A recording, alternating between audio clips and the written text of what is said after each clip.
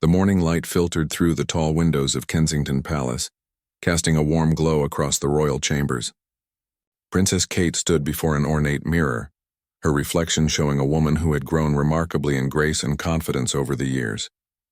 Today was unlike any other day in her life. It was the coronation of King Charles III, and she knew the entire world would be watching not just the new monarch, but also the future of the British royal family. Her ladies-in-waiting moved quietly around the room, preparing her gown and jewelry. The dress she had chosen was elegant yet understated, befitting her position as Princess of Wales. It featured delicate embroidery that caught the light with every subtle movement. Kate had always understood the power of fashion in royal duties, but today she wanted something that represented dignity without overshadowing the main event. Prince William appeared at the doorway, already dressed in his ceremonial robes. His military uniform was adorned with medals and insignia that spoke of his service and dedication to the nation. He paused for a moment, watching his wife with admiration. Their eyes met in the mirror, and Kate smiled. No words were needed. They had been through so much together, and today they would stand together as the nation welcomed a new era. Downstairs, Prince George, Princess Charlotte, and Prince Louis were being prepared by their nannies. George, being the eldest and second in line to the throne, seemed to understand the gravity of the occasion. At his young age, he carried himself with a maturity that surprised everyone. Charlotte was excited about wearing her special dress, spinning around to watch it flow. Louis, the youngest, was full of energy and questions, asking everyone why Grandpa was becoming king today. William descended the grand staircase to check on his children. George stood straight, his small suit perfectly pressed. Charlotte practiced her curtsy one more time, determined to get it exactly right. Louis bounced on his toes, barely able to contain his excitement. William knelt down to their level, placing a gentle hand on each of their shoulders. He spoke to them about the importance of today, reminding them to be on their best behavior, but also assuring them that it was okay to feel excited. Kate joined them moments later, and the family gathered together in the sitting room for a brief moment of privacy before the whirlwind of the day began. A photographer captured a candid shot of them, something personal that would be cherished for years to come. William held Louis in his arms while George and Charlotte stood close to their mother. They were not just royals in that moment. They were simply a family preparing for a monumental day. The motorcade was ready outside, gleaming in the morning sun. Security personnel stood at attention, and staff members made final checks on every detail. As the family stepped outside, cameras clicked from the permitted press area. Kate held Charlotte's hand while William carried Louis. George walked beside his father with the confidence of someone who understood his role in history. The journey to Westminster Abbey was filled with anticipation. Crowds had gathered along the streets of London, waving flags and cheering as the royal cars passed. People had camped out overnight just to catch a glimpse of this historic procession. Inside the car, William pointed out the decorations to his children, explaining the significance of the route they were taking. Kate gazed out at the sea of faces, each one representing the deep connection between the monarchy and the people. As Westminster Abbey came into view, the atmosphere shifted. The magnificent Gothic architecture stood as a testament to centuries of British history. This ancient building had witnessed countless coronations, royal weddings, and state occasions. Today it would witness another chapter in the long story of the British crown. The Abbey's bells began to ring, their sound echoing across London, announcing the arrival of the royal family. The car door opened, and Kate stepped out first, her dress flowing elegantly behind her. She turned to help Charlotte out, making sure her daughter's outfit was perfect. William emerged next with Louis, while George followed closely, his eyes wide as he took in the grandeur surrounding them. The family paused at the entrance, and Kate took a deep breath. They were ready. Together, they walked toward the Abbey doors where history awaited them inside. Stepping inside Westminster Abbey was like entering another world. The soaring ceilings, stained glass windows, and centuries-old stone columns created an atmosphere of reverence and majesty. The Abbey was filled with distinguished guests from around the world. Kings, queens, presidents, and prime ministers occupied the rows of seats, all gathered to witness this historic moment. The air hummed with quiet anticipation. Kate guided Charlotte and Louis to their designated seats while William walked with George toward the front of the congregation. The young prince would have a special role in the ceremony, and his father wanted to make sure he felt confident and prepared. Kate took her seat, ensuring her children were comfortable. Charlotte sat perfectly still, remembering everything her mother had taught her about royal protocol. Louis fidgeted slightly, his eyes darting around the magnificent space with childlike wonder. The organ began to play, its powerful notes filling the abbey with music that had accompanied coronations for generations. Kate recognized the traditional hymns and anthems that marked these occasions. She glanced at her children, checking once more that they were settled. Charlotte gave her mother a reassuring smile, and Kate felt a swell of pride. Her daughter was handling the pressure with remarkable grace for someone so young. William returned to sit beside his wife, leaning close to whisper something that made her smile.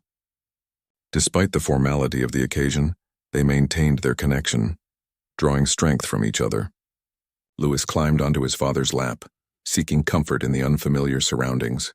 William held him gently, pointing out different aspects of the abbey's architecture to keep him engaged and calm. The procession began, and a hush fell over the congregation. Religious leaders, members of the nobility, and representatives of various organizations made their way down the aisle in a carefully choreographed sequence. Each group carried symbols of British heritage and tradition. The regalia, including the crown jewels, were brought forward on velvet cushions. The sight was breathtaking, a visual reminder of the continuity and history of the British monarchy. Then came the moment everyone had been waiting for. King Charles III entered the abbey wearing his crimson robes of state. Queen Camilla walked beside him, her own robes flowing behind her.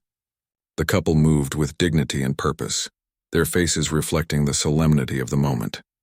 Kate watched her father-in-law with admiration. She had seen him grow into this role over the years, preparing for a responsibility he had awaited his entire life. The service began with prayers and readings, each carefully selected to reflect the responsibilities of a monarch.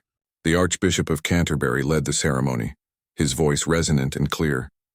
He spoke of duty, service, and the sacred trust between a sovereign and their people. Kate listened intently, knowing that one day William would undergo this same ceremony and she would stand beside him as queen consort. Charlotte watched with wide eyes as the ceremonial aspects unfolded.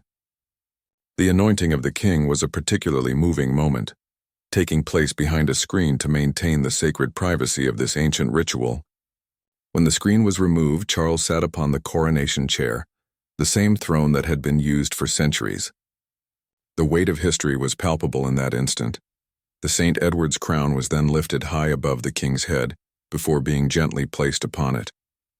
Trumpets sounded throughout the abbey, and the congregation erupted in calls of recognition. Kate felt tears prick her eyes. This was not just a ceremony. It was a promise, a commitment that Charles was making to serve his nation and Commonwealth for the rest of his life. She reached for William's hand, squeezing it gently. George sat perfectly still during the entire ceremony, his young face serious as he watched his grandfather. He seemed to understand even at his age that he was witnessing something of immense importance. One day this would be his father, and eventually, many years in the future, it would be him. But for now, he was simply a boy watching his grandfather become king, and that was enough. Queen Camilla's coronation followed, a moment of equal significance. She approached the throne with grace, her expression reflecting both humility and strength. Kate watched closely, understanding the unique journey Camilla had taken to reach this point. The queen consort had faced scrutiny and criticism over the years, but she had persevered with dignity. Now, as the crown was placed upon her head, she took her rightful place beside King Charles. The congregation stood as one, offering homage to the newly crowned king and queen. The moment was electric, filled with a sense of unity and shared purpose. William rose to his feet, preparing to make his own pledge of allegiance. As Prince of Wales and heir to the throne, his words carried special weight. He approached his father and knelt before him, his voice strong and clear as he recited the ancient oath of loyalty and service. Kate's heart swelled with emotion as she watched her husband make this solemn promise. She knew the burden he carried as heir apparent, the constant preparation for a role he would one day assume. Yet William never wavered in his dedication.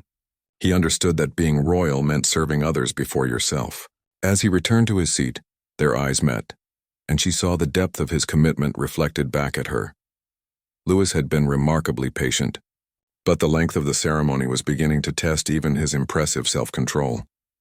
He wiggled in his seat, earning a gentle but firm look from his mother. Kate leaned down to whisper encouragement, reminding him they were almost finished.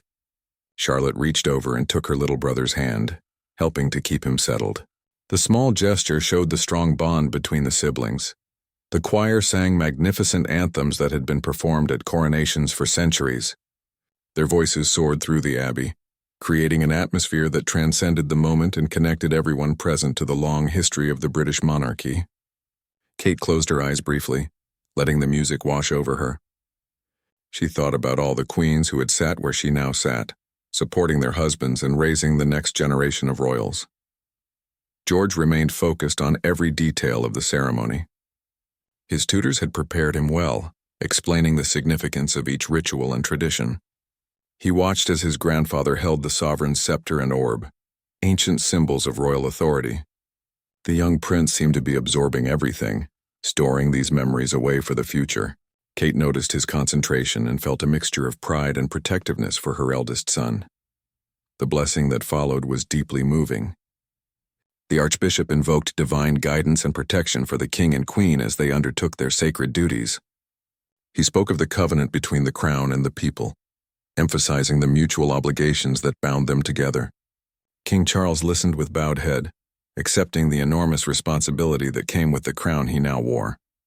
As the religious portion of the ceremony concluded, Kate reflected on the significance of what they had just witnessed. This was more than pageantry and tradition. It was a sacred covenant, a commitment to service that would define the rest of King Charles's life. She understood that commitment deeply, having made her own when she married William. The crown came with privileges, certainly, but also with profound responsibilities that never ended. The congregation began to prepare for the final portion of the ceremony. Representatives from across the Commonwealth came forward to offer their congratulations and pledges of loyalty. Each carried symbols from their respective nations, demonstrating the vast reach of the British Commonwealth. Kate recognized many of the dignitaries, having met them during royal tours and diplomatic events over the years. William leaned over to check on his children one final time. George gave him a thumbs up while Charlotte smiled sweetly. Louis was getting sleepy, his head drooping against his mother's arm. Kate gently adjusted him to make him more comfortable, knowing they would need to maintain their composure just a little while longer. The hardest part was over, but the day was far from finished.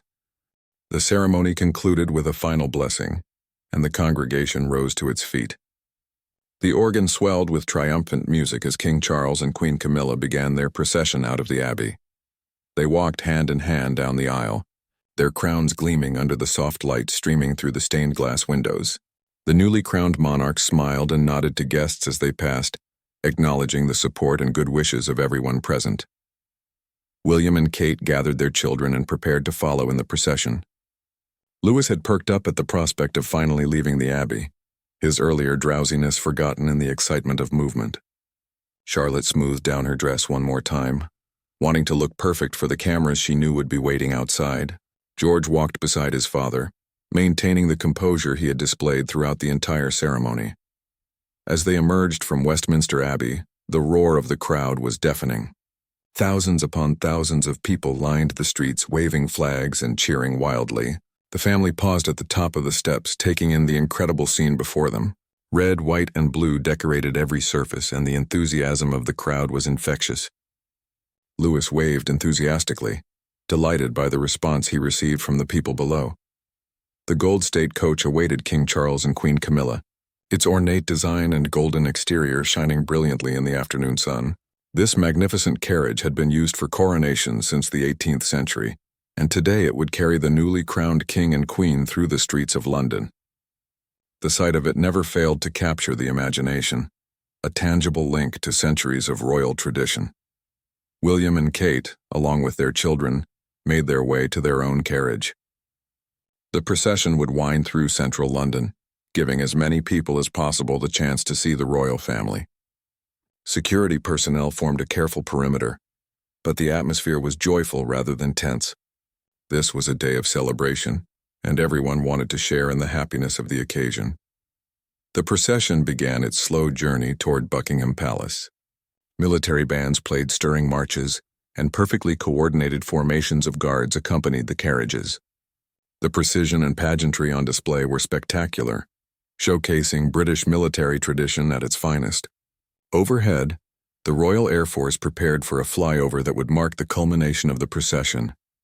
Inside their carriage, the children pressed their faces to the windows, marveling at the crowds. Kate pointed out interesting decorations and enthusiastic well-wishers, making sure her children understood the significance of the public's affection. William exchanged waves with people in the crowd, his warm smile genuine and unforced. He had always believed in the importance of connecting with people, making them feel seen and valued. The route took them past some of London's most iconic landmarks. They passed through Trafalgar Square, where the fountains had been specially decorated for the occasion. The National Gallery stood proudly in the background, its classical architecture providing a stunning backdrop. Every window was filled with faces, every rooftop occupied by people hoping for a glimpse of the royal procession. Charlotte noticed children her own age in the crowd, many wearing crowns made of paper and waving small Union Jack flags. She waved back at them, her face lighting up with genuine delight. Kate watched her daughter's reaction with satisfaction. It was important for Charlotte to understand that despite their privileged position, they were still connected to ordinary people who looked to them for inspiration and leadership. As they approached Buckingham Palace, the crowds became even denser. The famous mall was packed from one end to the other, a sea of people celebrating together. The palace gates came into view, and with them, the realization that they were nearing the moment when they would appear on the famous balcony. This tradition, dating back generations, allowed the royal family to greet the public directly and share in their joy. Inside Buckingham Palace, there was a brief moment of respite from the public eye. The family gathered in one of the staterooms, taking a few precious minutes to catch their breath before the final public appearance. Staff members offered refreshments, and Louis immediately reached for a glass of juice, his earlier patience finally exhausted. Charlotte sat primly on a chair, still trying to maintain her perfect posture despite the long day. King Charles removed his heavy crown for a moment, setting it carefully on a velvet cushion. The weight of it was considerable, both physically and symbolically. He shared a quiet word with William, father and son connecting in this brief private moment. Queen Camilla touched up her appearance in a nearby mirror, while Kate helped the children ensure they still looked presentable after the long ceremony and procession. George asked his father about the balcony appearance, wanting to know exactly where he should stand and what he should do. William explained patiently, describing how they would wave to the crowd and watch the fly past. He reminded George that millions of people around the world would be watching, but encouraged him to simply be himself and enjoy the moment. The young prince nodded seriously, absorbing every word of his father's advice. A palace official appeared to inform them it was time. The family assembled in the proper order, with King Charles and Queen Camilla leading the way. William and Kate followed with their children, making sure everyone was ready. Louis grabbed his mother's hand tightly, suddenly feeling a bit nervous about the massive crowd waiting outside. Kate squeezed back reassuringly, whispering that everything would be fine. The doors to the balcony opened, and the roar of the crowd immediately filled their ears. King Charles and Queen Camilla stepped out first, their appearance triggering an explosion of cheers and applause. The newly crowned king raised his hand in greeting, overwhelmed by the warmth of the reception. Camilla stood beside him, her smile genuine as she took in the sea of faces stretching as far as the eye could see. William and Kate emerged next with their 3 children. The crowd's enthusiasm reached a new peak. People loved seeing the young family, the future of the monarchy made visible in these 3 beautiful children. George stood between his parents, waving with the perfect combination of formality and friendliness. Charlotte curtsied beautifully to the crowd, earning delighted cheers from those who noticed. Louis waved with both hands, his natural exuberance stealing the show. The family stood together on the balcony, united in this historic moment. Photographers captured image after image, knowing these pictures would grace newspapers and magazines around the world.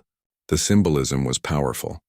3 generations of the royal family, from the newly crowned king to his grandchildren who would carry the monarchy into the future. It was a visual representation of continuity and stability. The sound of aircraft engines grew louder, and everyone's eyes turned skyward.